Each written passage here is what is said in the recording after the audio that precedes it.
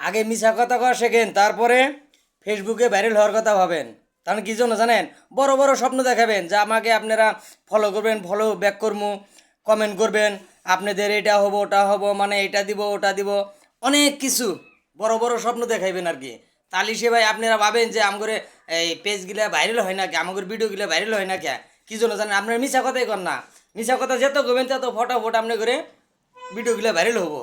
মিছা কথা না বললে ভাইরাল হওয়া পারবেন না। আপনার অনেক মানুষ আছেন চিন্তা করতেছেন যে পেজ খুলছে আমার ভিডিও যায় না, চলে না, কি জন্য? খালি সত্য কথা কন আর এক জায়গায় বসে থাকেন।